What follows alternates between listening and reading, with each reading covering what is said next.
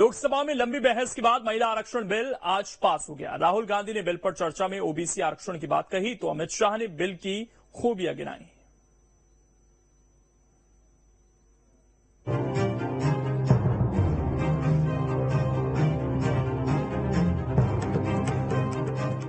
महिला आरक्षण बिल लोकसभा में पास हो गया है। बिल के समर्थन में 454 और विरोध में 2 वोट पड़े हैं। बिल पर चर्चा में 60 सांसदों ने अपने विचार रखे। राहुल गांधी ने कहा ओबीसी आरक्षण के बिना ये बिल अधूरा है, जबकि अमित शाह ने कहा ये आरक्षण सामान्य एससी और एसटी में समान रूप से लागू होगा। चुनाव के बाद तुरंत ही जनगणना और डिलीटिटेशन होगा और महिलाओं की भागीदारी जल्दी सदन में बढ़ेगी। विरोध करने से रिजर्वेशन जल्दी नहीं आएगा। ओबीसी आरक्षण नहीं है, मुस्लिम आरक्षण नहीं, इसलिए समर्थन न करो। मैं अलग कहता हूँ, अब समर्थन नहीं करोगे तो क्या जल्दी आरक्षण आ जाएगा? तो भी 29 के बाद आएगा। समर्थन कर दो, गारंटी हो गई। फिर जो सरकार आएगी उसमें जो बदलाव करेगी वो भी होगा। एक बार श्री गणेश तो करो, गणेश चतुर्थी के दिन ये संविधान संशोधन विधेयक आया। इससे पहले एआईएमआईएम के मुखिया ओवैसी ने बिल का विरोध किया। उन्होंने कहा मोदी सरकार केवल सवर्ण महिलाओं के लिए प्रतिनिधित्व बढ़ाना चाहती है। इस बिल से ओबीसी महिलाओं और मुस्लिम महिलाओं के प्रतिनिधित्व पर असर पड़ेगा। इसीलिए एआईएमआईएम के दोनों सांसदों ने बिल का विरोध किया। On behalf of my party, I stand to oppose this legislation because the justification being given for bringing the legislation is to ensure that more women get elected in the parliament and the state assemblies.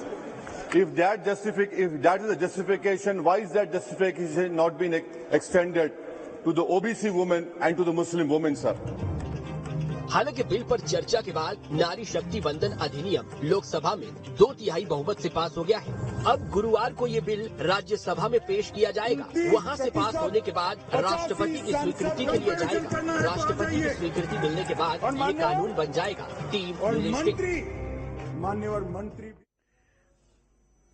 वहीं 33% आरक्षण bill पर उमा भारती ने नई मांग कर सियासी बखेड़ा खड़ा कर दिया। उन्होंने ओबीसी के लिए 50% हिस्सेदारी की मांग कर दी।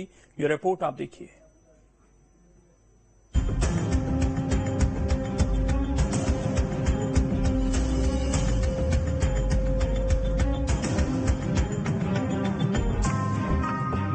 लोकसभा में महिलाओं को 33% आरक्षण देने का बिल पेश होने के बाद सियासत भी तेज हो गई है। पूर्व सीएम उमा भारती ने इस आरक्षण बिल में ओबीसी के लिए 50% हिस्सेदारी की मांग कर सियासी सवाल खड़ा कर दिया है।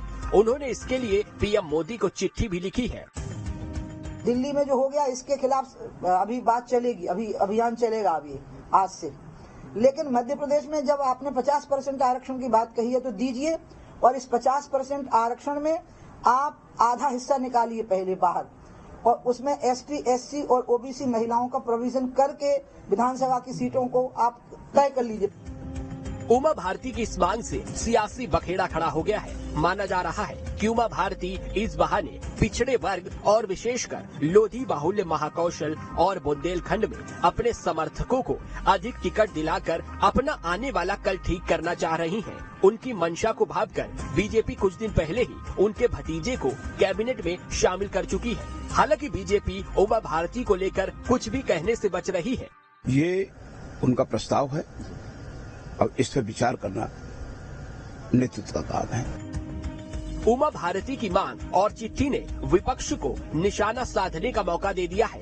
कांग्रेस ने उमा भारती के सुझाव पर अमल करने की बात कही है। देखिए, उनकी पार्टी के अंदर का मामला है और उमा भारती जी यदि ऐसी बात कर रही है तो एक जनप्रतिनिधि होने के नाते अगर अच्छी बात वो कर रही है तो उनका स्वागत है इन सब बातों का। और बिल्कुल अपनी सरकार को समय समय पर वो हमेशा चेताते रहती है।